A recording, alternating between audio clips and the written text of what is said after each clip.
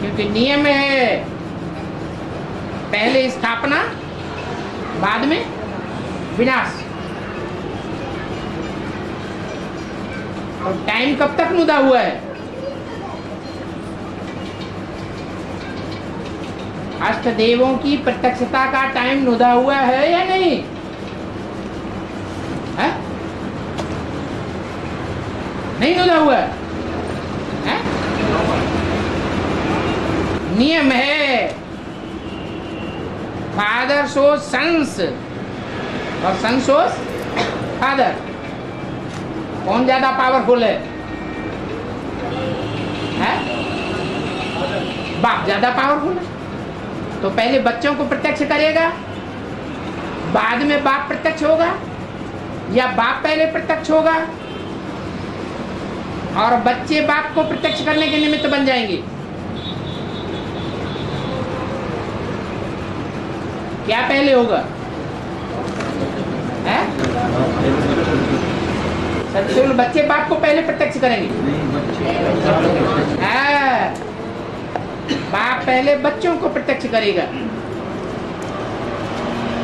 तो बाप की प्रत्यक्षता का टाइम मुदा हुआ है या नहीं है? इससे पहले बच्चे भी प्रत्यक्ष हो जाएंगे।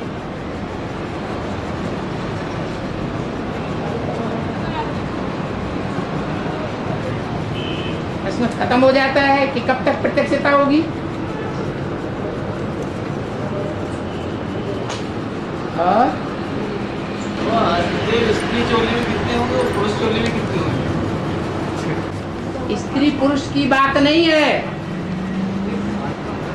बात है आत्मिक स्थिति की।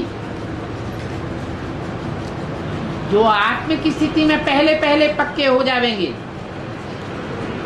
वो अष्टदेव की लिस्ट में आवेंगे। वो 8 आत्माएं ऐसी आत्माएं हैं जो नई दुनिया की एकदम आदि में प्रत्यक्ष होती है। उनमें से अगर एक आत्मा भी रह जाएगी तो नई दुनिया की प्रत्यक्षता नहीं हो सकती।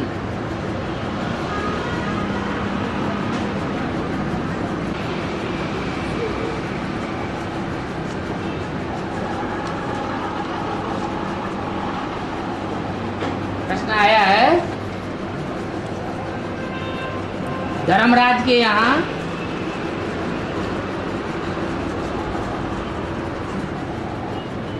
मुख्य अधिकारी कौन होता है?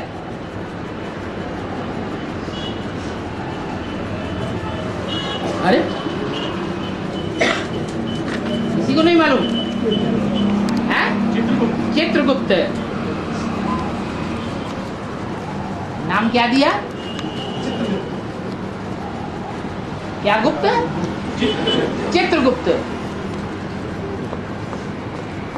उसका जो चित्र है वो गुप्त रखा जाता है।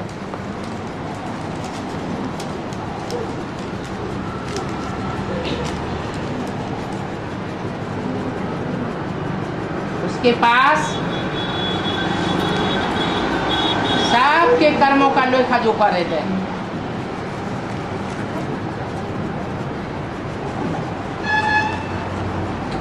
आज के जो ब्राह्मणों की दुनिया है, चाहे बेसिक ब्राह्मणों की दुनिया है, चाहे एडवांस के ब्राह्मणों की दुनिया है,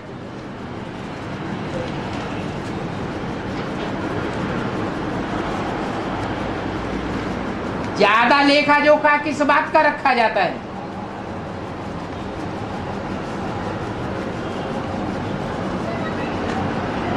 धर्म की बातों का, अर्थ की बातों का, कामना की बातों का, या मोक्ष की बातों का? प्रैक्टिकल में लेखा जोखा इन 4 में से किसका ज्यादा रखते हैं आज की दुनिया में? धर्म, अर्थ, काम, मोक्ष।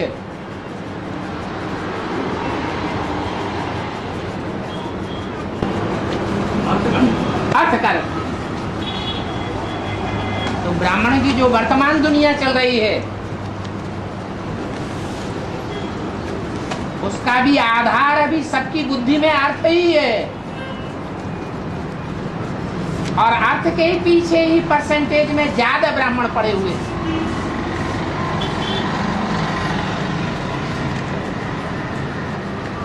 अर्थ को सेवा का आधार समझ रखा है।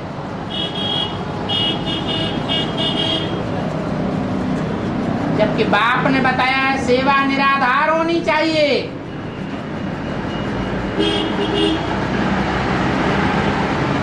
तुम धरती के सितारे, चैतन्य सितारे, निराधार चमकने वाले सितारे हो।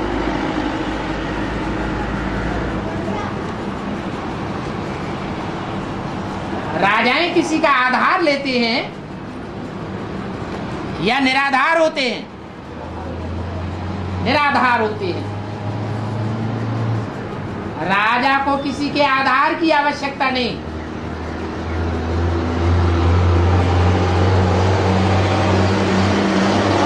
उनको निराधार सितारा बनना है। तो लेखा जोखा करने वाला कोई होगा या नहीं होगा निमित्त में? जो लेखा जोखा रखने वाले होंगे उनमें धर्मराज का कोई एक निमित्त होगा या सब निमित्त होंगे? 1% में ज्यादा होगा और दूसरे नंबर वार होंगे। तो जिसके पास ज्यादा हिसाब किताब का लेखा जोखा होगा और लंबे समय का लेखा जोखा होगा वो प्रत्यक्ष हो जाए।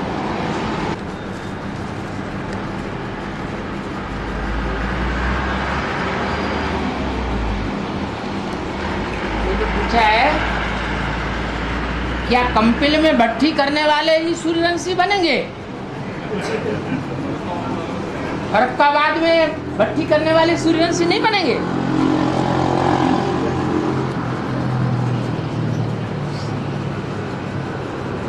ऐसा कोई इशारा मुरली में आया है क्या? है? नहीं। मुरली में कंपिल का नाम लिया गया है या फरक्काबाद का नाम लिया गया है? फरक्काबाद का तो नाम लिया गया है।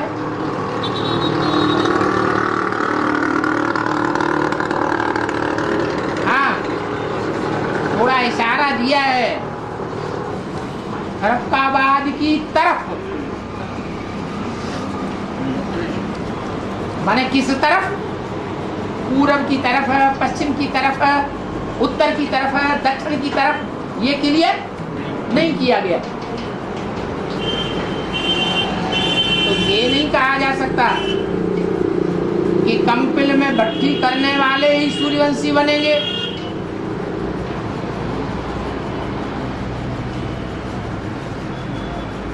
या फरक्काबाद में भट्टी करने वाले ही सूर्यवंशी बनेंगे। हाँ, ये जरूर कहा कि फर्रुखाबाद के लोग मालिक को बहुत मानते हैं।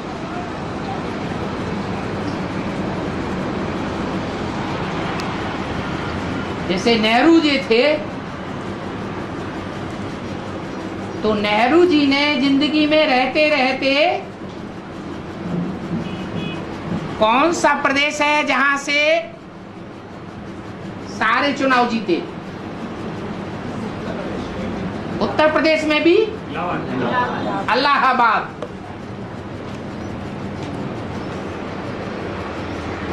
इलाहाबाद का हद का अर्थ कुछ भी हो, अंग्रेजों ने नाम रखा, लेकिन हिंदी में अर्थ है ऊंचे के ऊंचा पाट बजाने वाले का बाद।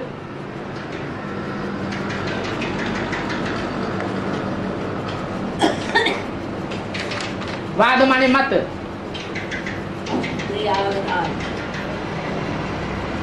जहां से उसका मत निकलता है।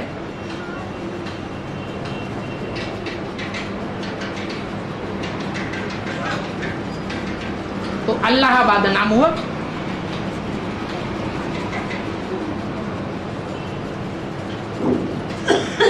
तो नेहरू जी की मान्यता कहाँ हुई ज्यादा? इलाहाबाद में। ऐसे ही फर्रुखाबाद के लोग मालिक को बहुत मानते हैं। उनसे पूछो वो मालिक साकार है या निराकार?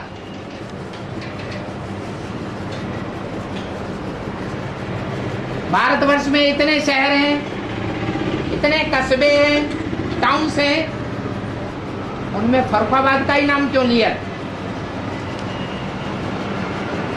किसी दूसरे शहर का नाम क्यों नहीं लिया मालिक के अर्थ में? क्योंकि इशारा दिया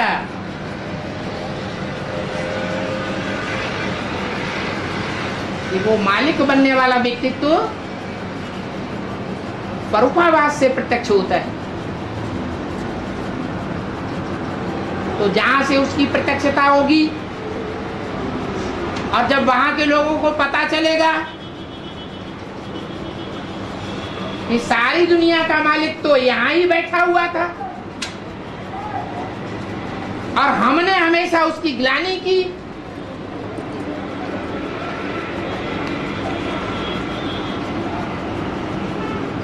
तो वो फॉलोअर बन जाएंगे या नहीं बन जाएंगे? बन जाएंगे। जैसे बोला तुम बच्चों का पूरा परिवार ज्ञान में चलेगा। बेसिक वालों को नहीं कहा, दुनिया वालों को नहीं कहा, तुम बच्चों का पूरा परिवार। क्यों? क्योंकि अभी हमें एडवांस में चलने वाले बच्चों का पूरा परिवार विरोध कर रहा है। लास्ट में जब बाप प्रत्यक्ष होगा तो उनके अंदर ये स्वाभिमान जागेगा कि मेरे परिवार के खून से निकला हुआ एक व्यक्ति भगवान के नजदीक है। तो वो भगवान को फॉलो करेंगे या नहीं करेंगे? करेंगे।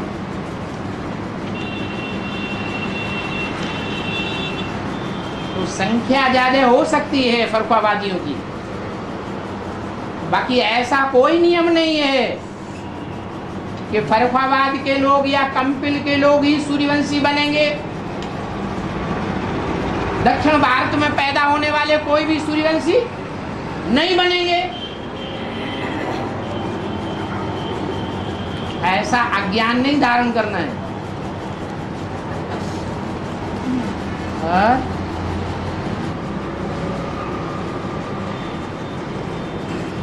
आया है उज्जैन में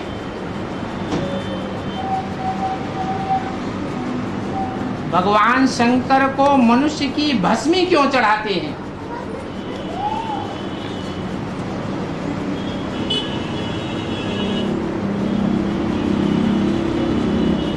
जो ज्ञान मार्ग में प्रैक्टिकल होता है, भक्ति मार्ग में उसका जड़त्व में यादगार मनाया जाता है। ज्ञान मार्ग में भगवान शंकर ने अपने तन को, मन को, धन को, समय को, संपर्क को, संबंधियों को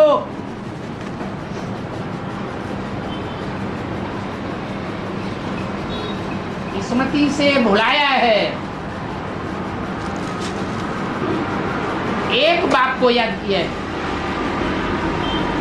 अर्थात सब प्रकार का देहभान भस्म किया है।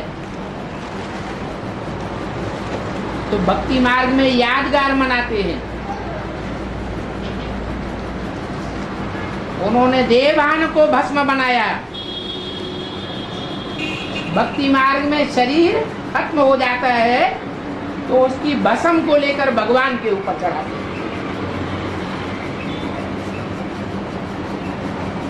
जैसे राजनीति में हुआ, नेहरू जी मर गए, शरीर छोड़ गए, तो उनकी चिता की भस्म को सारे भारतवर्ष में फैला दिया गया।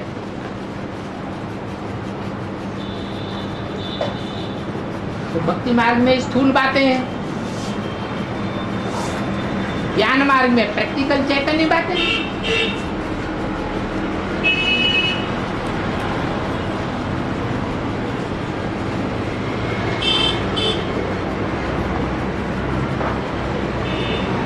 अगला प्रश्न है, एकादशी को 11 को चावल क्यों नहीं खाते हैं?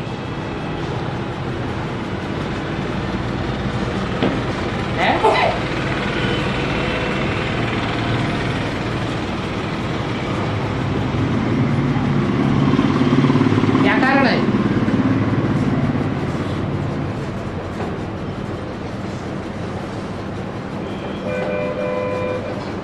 चावल माने क्या? आत्मा, जिसका देह भान का छिलका उतार दिया जाता है, उसको कहते हैं चावल। टीका लगाते हैं तो स्मृति के रूप में चावल लगाते हैं, अर्थात आत्मिक स्वरूप में रहें, आत्मिक स्वरूप की याद आए। अपनी आत्मा को याद करें तो भी चावल के रूप में, और दूसरी आत्माओं को देखें तो भी चावल के रूप में। देह को न देखें, छिलके को न देखें। तो ऐसी आत्मिक स्थिति में धारण करने की प्रैक्टिस करने वाले व्यक्तित्व को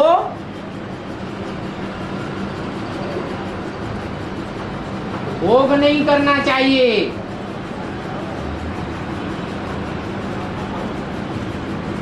ऐसे तपस्वी का अगर भोग करते हैं,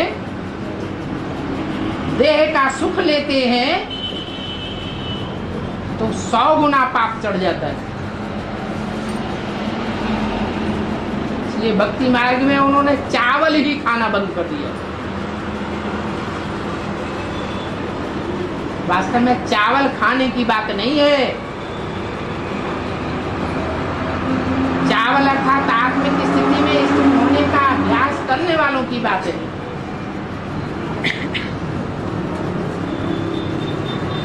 उनकी देह की सेवा ईश्वरीय सेवा में लगनी चाहिए, विश्व कल्याण में लगनी चाहिए। तन की सेवा, उसके तन का भोग नहीं करना चाहिए। अगर ऐसे तपस्वी का भोग कोई करता है तो उसके ऊपर 100 गुना देहभान का बोझ चढ़ जाएगा।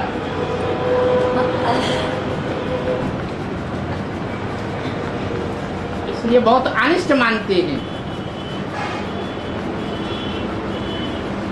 तो एकादशी के दिन चावल नहीं खावेंगे, चावल की बात नहीं है। उससे चावल की बात है, आत्मा रूपी चावल की बात है, जिसका देहभान का छिलका उतार करके याद किया जाता है।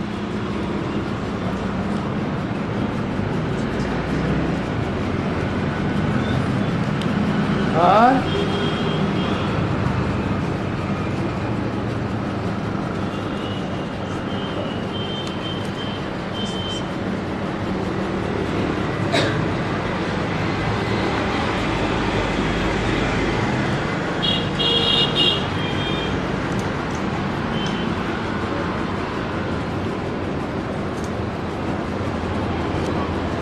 शुरुआत में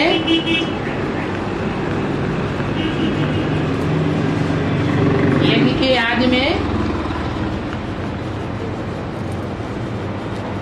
ज्ञान सभा के बीच में कचहरी होती थी। उस कचहरी में बच्चे अपना अपना पोता मेल सारी सभा के बीच में बताते थे।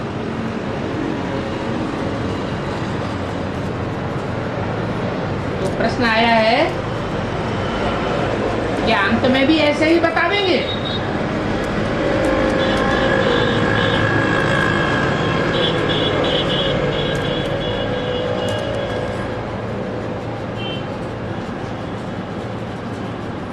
ज्ञान के अनुसार सीधी सी बात है, जो आदि में हुआ सो अंत में भी होगा। आदि में छोटे रूप में हुआ है और अंत में बड़े रूप में होगा।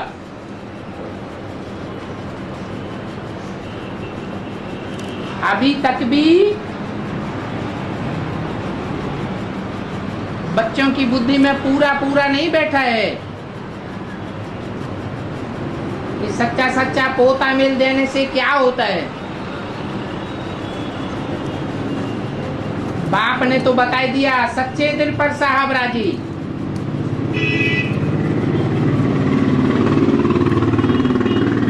बाप सत्य बातें बता करके सतयुग की स्थापना करते हैं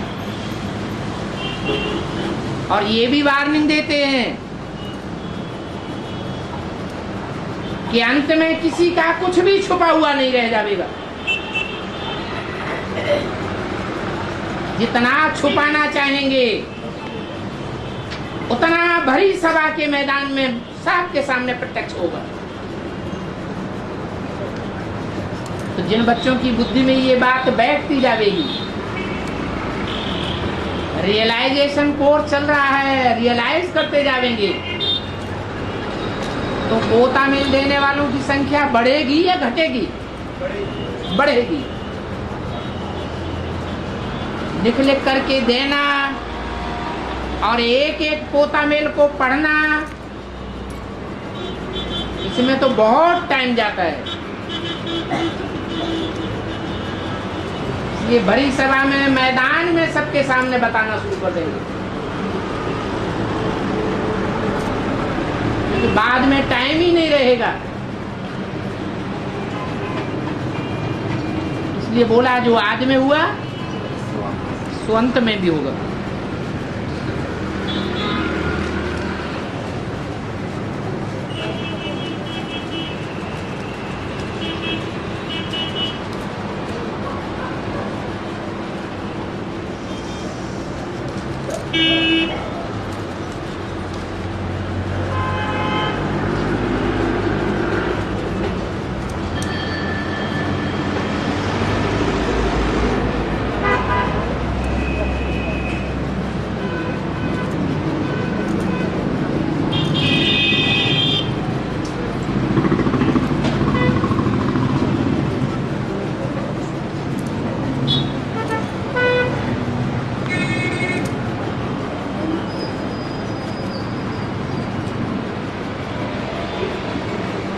प्रश्न आया है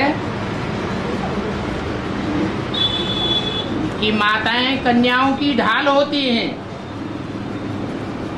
कन्या है तलवार और माताएं हैं ढाल।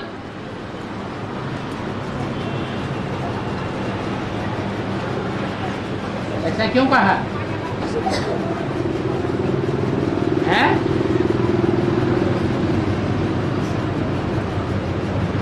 तलवार की धार तीखी होती है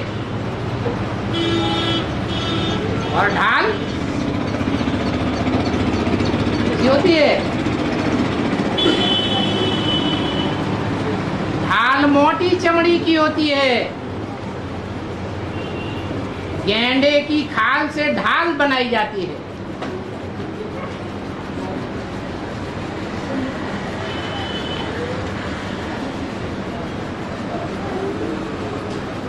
माताओं की बुद्धि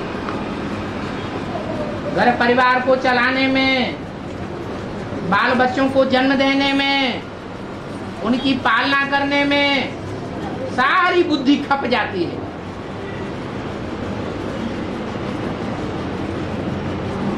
तो उसको ढाल की मिसाल दिया है।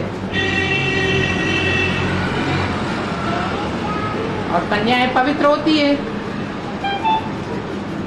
पवित्र बुद्धि में ज्ञान ज्यादा टिकता है, ज्ञान की धार तीखी हो जाती है। लेकिन अगर तलवार की सुरक्षा ढाल नहीं करेगी तो तलवार फेल हो जाएगी या पास हो जाएगी?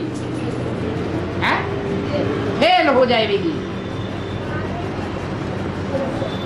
इसलिए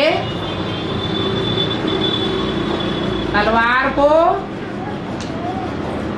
इस हिसाब से माता का सम्मान करना चाहिए।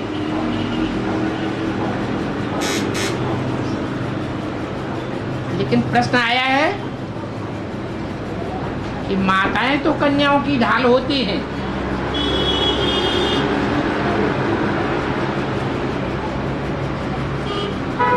परंतु माताएं अगर अपने कर्तव्य को निभाते हुए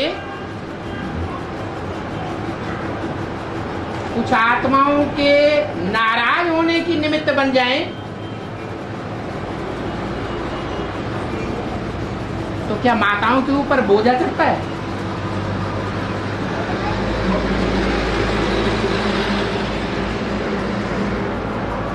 माताएं अगर ढाल का कर्तव्य निभाती हैं और इस कर्तव्य के कारण कोई आत्मा नाराज हो जाए, तो नाराज होने वाले अज्ञानी हैं या ज्ञानी हैं? अज्ञानी हैं।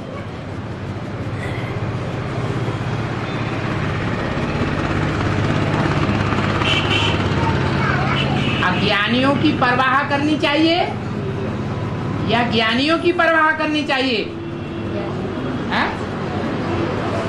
अज्ञानियों की परवाह करेंगे तो लोक लाज में दब जावेंगे। बाबा ने तो बोल दिया, लौकिक संबंधी तो अज्ञानी हैं, अज्ञानियों से न कुछ पूछना है और न उनकी मत पर चलना है। नाराज तो होंगे ही, होते हैं तो होने दो।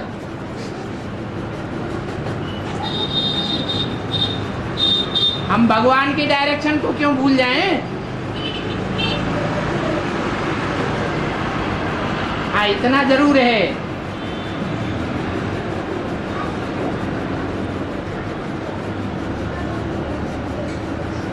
कि माताओं की बुद्ध रूपी हाथ वो ढाल चमड़ी थोड़ी मोटी होती है, कोई डायरेक्शन को पूरा समझ नहीं पाती है, न समझ पाने के कारण कुछ उल्टा पुल्टा करे, वो बात दूसरी है।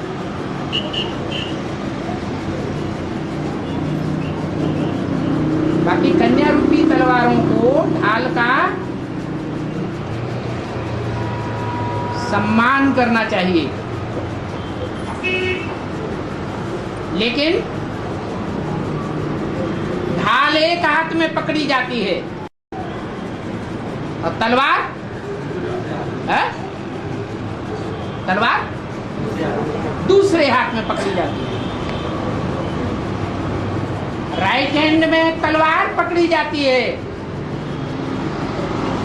और लेफ्ट हैंड में ढाल पकड़ी जाती है। ये ध्यान देने की बात है।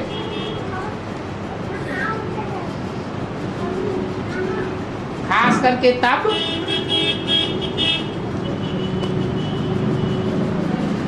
जबकि भगवान का कंबाइंड रूप ब्राह्मणों की दुनिया के सामने होता है। ब्राह्मणों की दुनिया ही उस रूप को पहचानती है। उस रूप का नाम क्या है?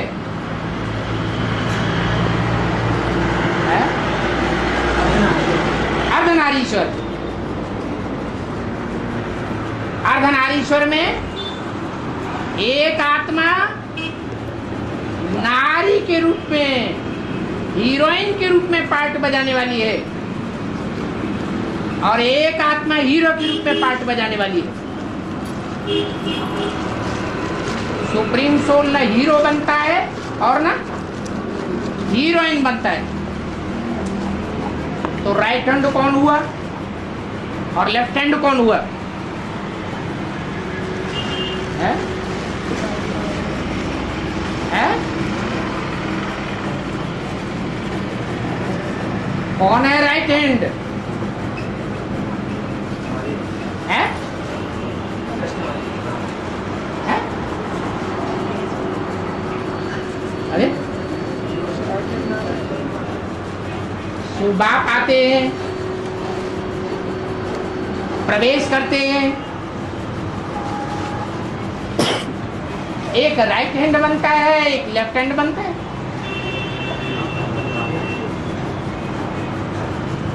लक्ष्मी नारायण का चित्र सामने खड़ा हुआ है,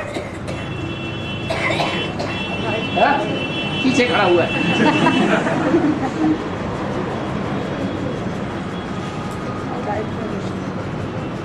राइट हैंड में कौन है, लेफ्ट हैंड में कौन है? भक्ति मार्ग में भी जब युगल जोड़ी बनती है तो राइट हैंड में कौन होता है, लेफ्ट हैंड में कौन होता है?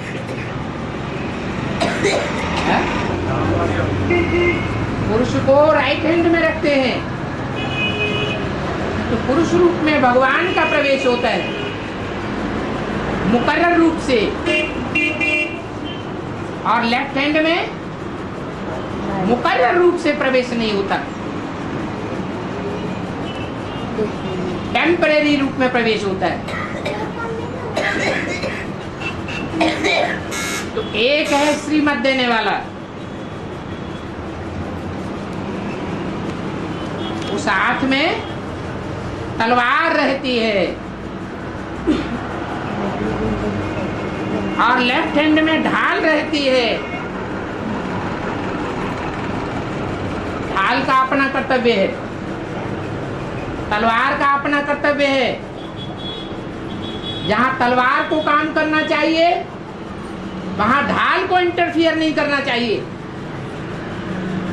ऐसे अक्सर देखा जाता है कि कन्याएं जब किसी को समझाती हैं तो माताएं बीच में इंटरफियर कर करके बोलती रहती हैं।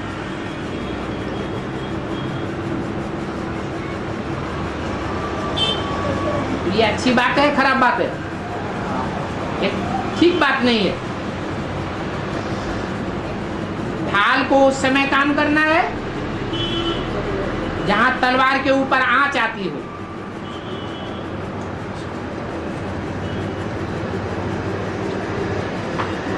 तलवार के ऊपर आक्रमण होता हो।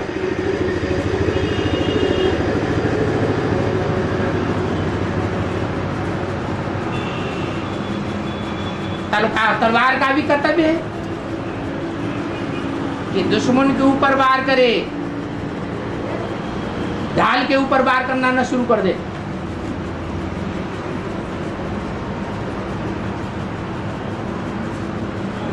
और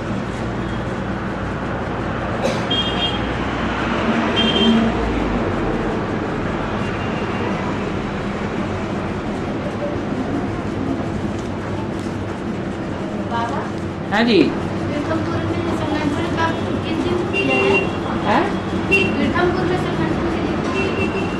पीतमपुर में क्या हुआ? संगठन के लिए संगठन किस दिन किया गया? तो आपस में बैठ करके फैसला करें कि सबको किस दिन संगठन करना अनुकूल रहता है। बतलाव और मूल्य पूरी सुनना चाहिए कि आगे वार्तालाप 3 घंटा चलता है तो बैठ करके 3 घंटा सुनेंगे? सबको इतना टाइम है कि 3 घंटे का वार्तालाप बैठ करके सुने? इसलिए बाबा की मुरली ज्यादा सुनो और वार्तालाप आधा घंटे कर दियो।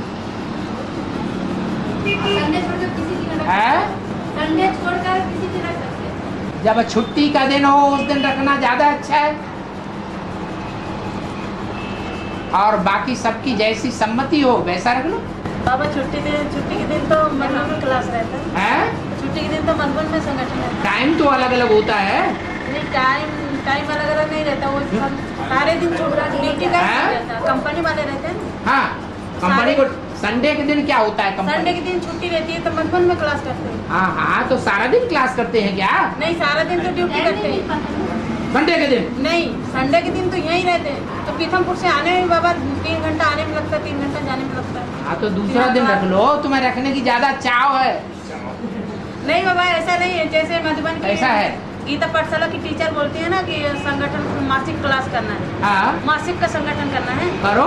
तो उसके लिए बोल रहे हैं कि कब रखना है। हाँ, तो जैसी सबकी सम्मति हो वैसा कर लो। सब चाहते हैं रखना चाहिए तो रखो, सब चाहते हैं नहीं रखना चाहिए, बस मधुबनी काफी है, इतना ही हम टाइम नहीं दे सकते तो छोड़ दो। अभी प्रजातंत्र राज्य चल रहा है या राम का राज्य चल रहा है? प्रजातंत्र राज्य चल रहा है। बाबा से तो पूछना ही बेकार है।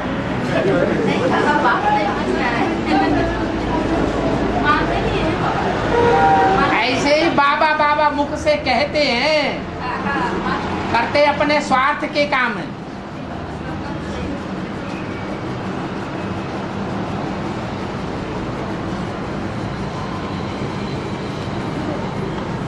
ने कहा, बाबा ने कहा कि बाबा हर युग की 4 अवस्थाओं के मध्य में आते हैं।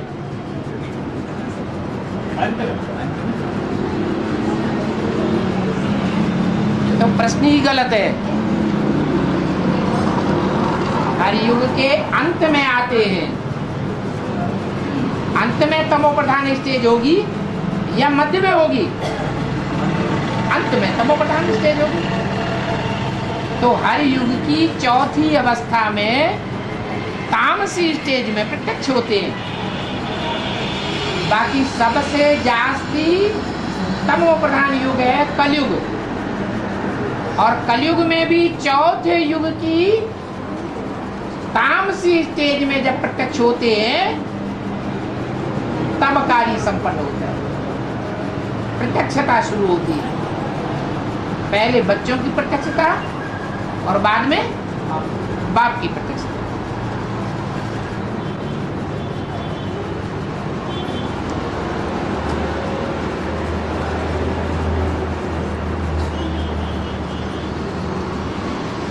कोई अव्यक्त वाणी में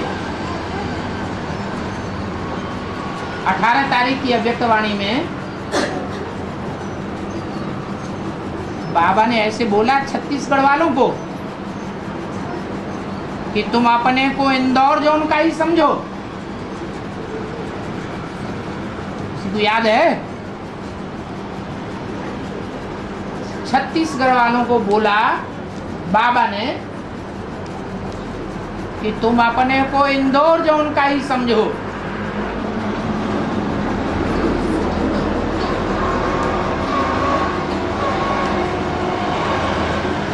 अगर ऐसे बोला है तो इंदौर जोन वालों की बदनामी होती है या सरनामी होती है?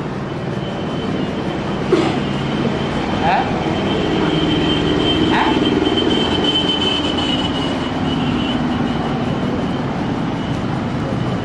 छत्तीस का अर्थ क्या है? 3 का मुंह इधर और 6 का मुंह इधर।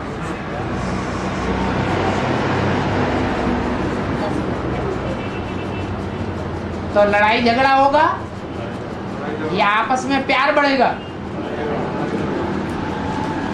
तो इंदौर जोन वालों में प्यार होना चाहिए या 36 होना चाहिए या 63 होना चाहिए? 63 होना चाहिए।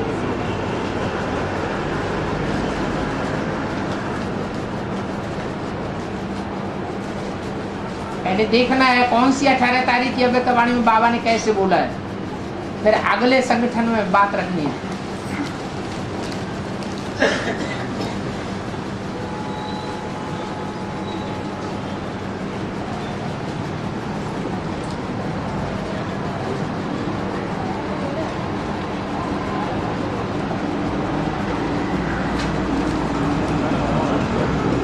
क्या है? बाबा जो काशी में मरेंगे वो स्वर्ग में जाएंगे, और जो काशी के बाहर मरेंगे उनके लिए स्वर्ग में कोई स्थान नहीं है। यदि स्थान नहीं है तो उनके मरने का कोई फायदा ही नहीं है। फालतू इतनी मेहनत क्यों करें?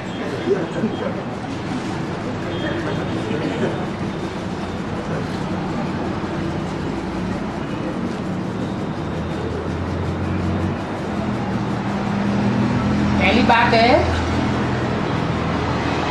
काशी में मरने के लिए कोई ने मना कर दिया है क्या? है? काशी में मरने के लिए मना किया गया क्या कि काशी में नहीं मरना? कोई ने मना किया? अरे नहीं, ये तो निश्चित है। काशी माने काश्य, काश्य माने याद, याद माने प्यार, स्नेह, एक के प्रति स्नेह। उस एक के प्रति स्नेह में जो मरेंगे, तन से, मन से, धन से, समय से, संपर्क संबंध से, अर्थात देह भान से, तो स्वर्ग में जाएंगे। मरने वालों की संख्या कितनी होगी?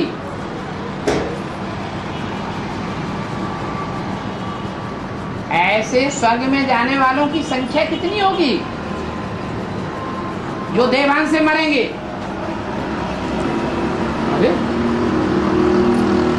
अरे अभी अभी तो बात हुई थी 4.5 लाख।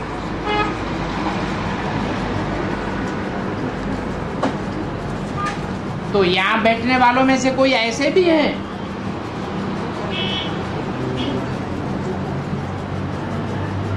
है या नहीं है, जो काशी में मरना पसंद नहीं करते, बाहर की दुनिया में ही रहना पसंद करते हैं?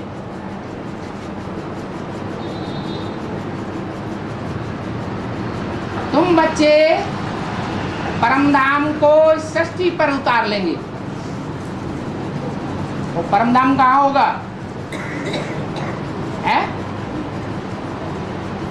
अरे वो परमधाम कहाँ होगा?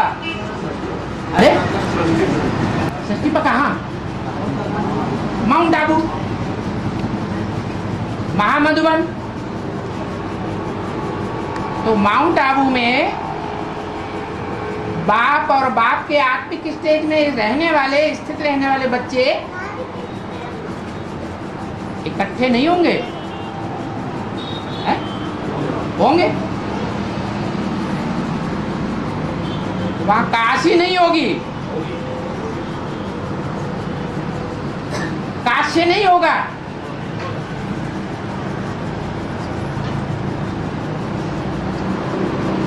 वहां काश्य को पीने वाला, षष्ठी का निर्माण करने वाला कश्यप ऋषि नहीं होगा।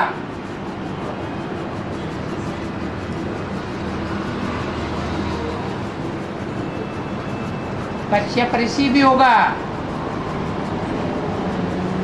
दिति भी होगी और अदिति भी होगी।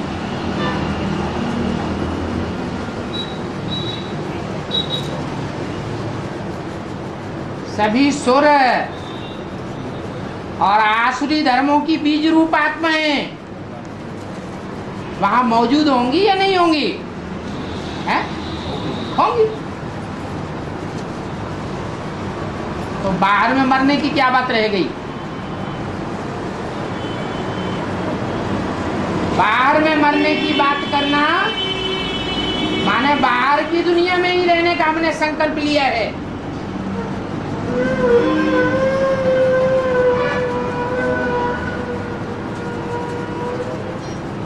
ये दुनिया ब्राह्मणों की हमको अच्छी नहीं लगती।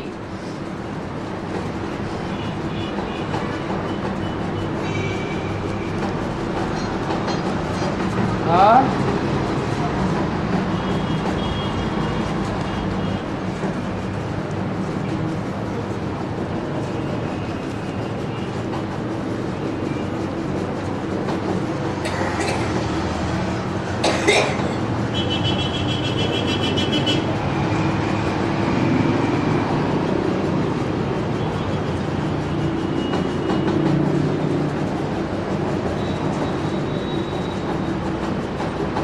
बाबा, अंदर का प्यार और बाहर का प्यार बाबा के पास इसकी भारी युक्ति है।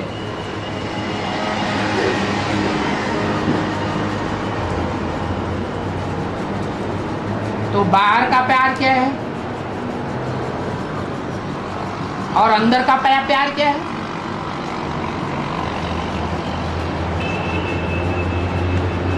है?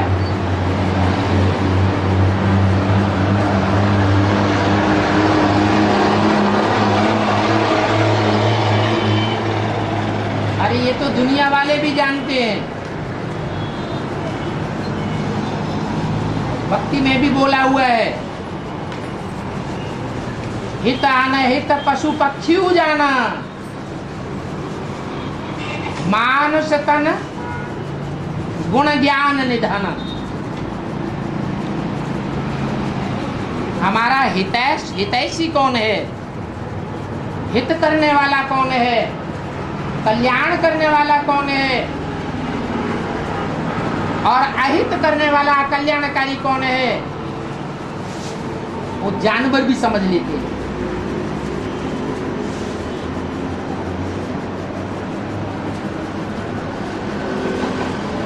तो मनुष्य नहीं समझ सकता कि देने वाला हमको अंदर का प्यार दे रहा है या बाहर का प्यार दे रहा है।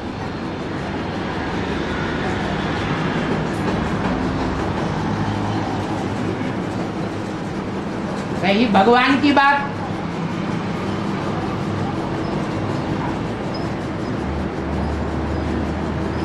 भगवान अच्छों के लिए अच्छा और बुरों के लिए बुरे से बुरा है यह सदैव अच्छा है?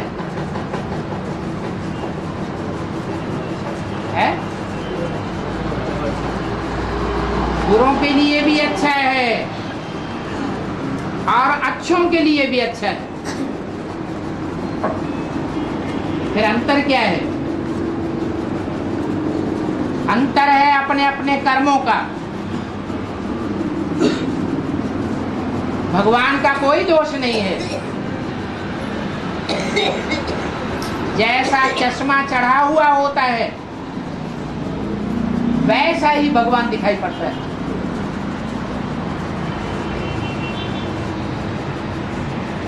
तिरसठ जन्मों के ज्यादा पाप कर्मों का चश्मा चढ़ा है तो भगवान भी शैतान दिखाई पड़ेगा। और इस दुनिया के जो बड़े से बड़े शैतान हैं, रावण के मुख हैं, वो ही भगवान दिखाई पड़ेंगे। अब इसको चाहे कह लो भगवान की युक्ति, अंदर का प्यार और बाहर के प्यार की युक्ति कह लो।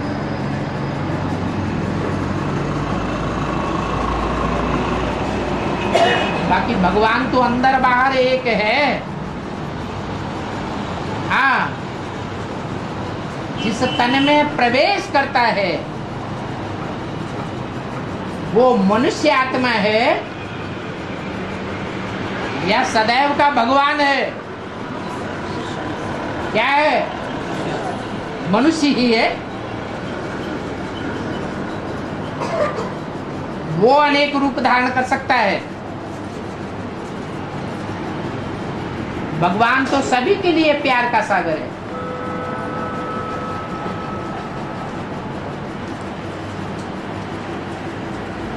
सुख का सागर है। वो सुख ही देता है और सदा काल का सुख देता है।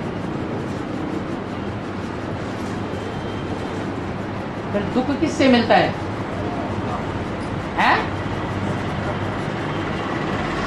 अरे देहदारियों से दुख मिलता है और विदेही से सुख मिलता है।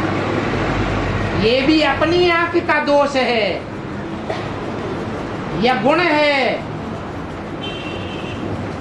कि भगवान को हम किस रूप में देखते हैं। शैतान के रूप में ज्यादा देखने की आदि आंख है या भगवान के रूप में देखने की आदि आंखें। आंख भी आदि हो जाती है।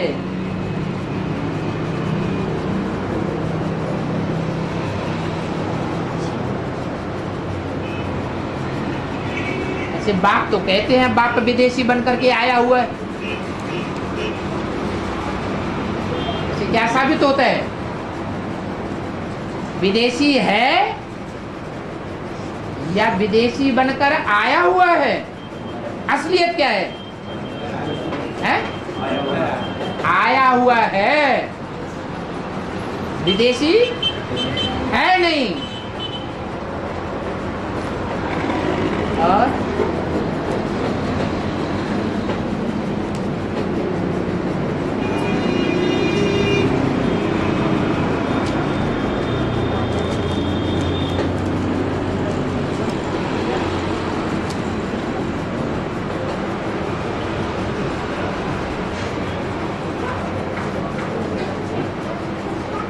संगठित सेवा में संगठन बनाकर जो सेवा की जाती है उसमें और व्यक्तिगत सेवा में ज्यादा महत्व किसका है?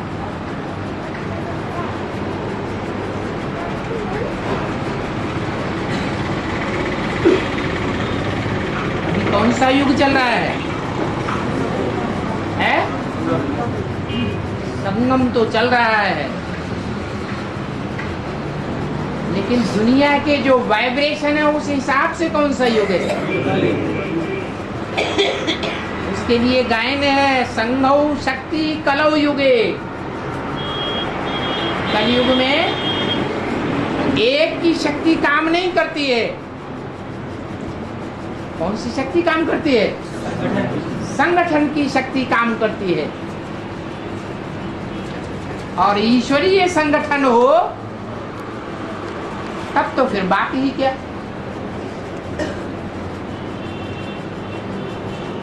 आसुरी संगठन में और ईश्वरीय संगठन में विशेष अंतर किस बात का है?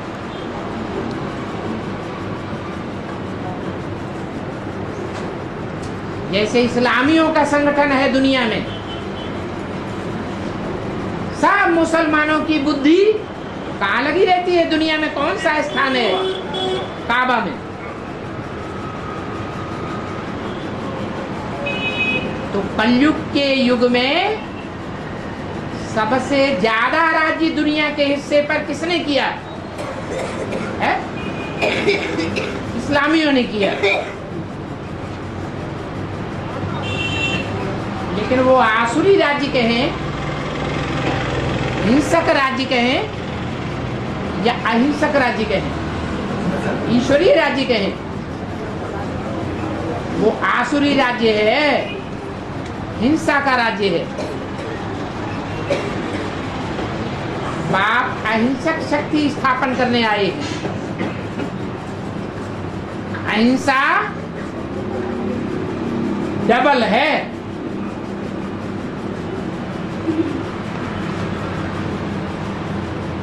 एक काम कटारी की हिंसा और दूसरी स्थूल हिंसा। दोनों प्रकार की हिंसाओं से परे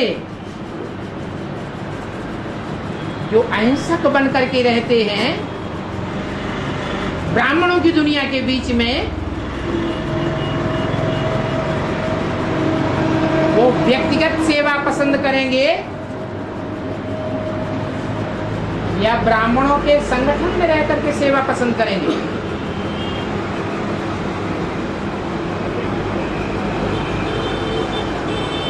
व्यक्त अर्थात एक आत्मा अपने शरीर के द्वारा अपने को व्यक्त करती है, प्रत्यक्ष करती है। जो भी इंडिविजुअल आत्मा है वो तमो प्रधान है या सतो प्रधान है? तमो प्रधान है। तमो प्रधान आत्मा सेवा करेगी या डिसर्विस करेगी? डिसर्विस करती है। इसलिए बाप दादा कहते हैं कि मैं बच्चों में प्रवेश करके सेवा करता हूं। बच्चे तो तमो प्रधान हैं, सेवा नहीं कर सकते, सिर्फ हिम्मत कर सकते हैं। हिम्मत है बच्चे तो मदद है बाप। लेकिन हिम्मत उन्हीं बच्चों को मिलती है जो पवित्र रहते हैं और याद में रहते हैं। दो डायरेक्शन मुख्य हैं, कौन कौन से? पवित्र बनो, योगी बनो। जितनी जितनी हम प्योरिटी को फॉलो करेंगे, प्योरिटी से यूनिटी अपने आप बनेगी या बनानी पड़ेगी? है? है? अपने आप यूनिटी बनेगी। और वो यूनिटी जितनी बनेगी तो वाइब्रेशन हमारे साथ होगा या विपरीत होगा? हमारे साथ होगा। उस वाइब्रेशन को लेकर के हम सेवा करेंगे तो व्यक्तिगत सेवा कही जाएगी या सामूहिक सेवा कही जाएगी? है? क्या कहेंगे? सामूहिक सेवा करें, उसका रिजल्ट ज्यादा निकलेगा। कोई भी धर्म पिता जब आता है तो अकेला होता है या उसके साथ समूह होता है?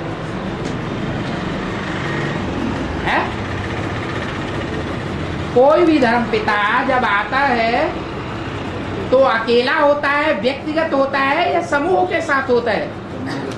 समूह के साथ होता है। आते ही अकेला होता है। चाहे सनातन धर्म का बीज सनत कुमार ही क्यों न हो, पहले पहले व्यक्तिगत होता है, व्यक्तिगत सेवा करता है। उस सेवा की आवाज ज्यादा निकलती है या जब वाइब्रेशन बन जाता है समूह का तब आवाज ज्यादा निकलती है? वाइब्रेशन जब समूह का बन जाता है, प्योरिटी की पावर जितनी जास्ती बढ़ती जाएगी उतना ही ज्यादा समूह की ताकत बढ़ती जाएगी और वो वाइब्रेशन काम करेगा। इसलिए बहुत से ब्राह्मणों का मंतव्य है कि हम अपने घर में बैठ करके याद करेंगे, सेवा करेंगे। गीता पाठशाला में हमें जाने की दरकार नहीं है, मधुबन में जाने की दरकार नहीं है। शिव बाबा कहते हैं एक शिव बाबा, दूसरा न कोई। तो ये व्यक्तिगत सेवा से फेल हो जाएंगे। बाप हमारे साथ है तो बाप के साथ हमारा परिवार भी है। परिवार को छोड़ दें, लात मार दें और बाप को ग्रहण कर लें तो चलेगा? बाप स्वीकार करेगा? नहीं स्वीकार करेगा। और भूख लग गई है दो नहीं पूरा करें। माताओं को रहम आ रहा है बाबा की तरफ। चल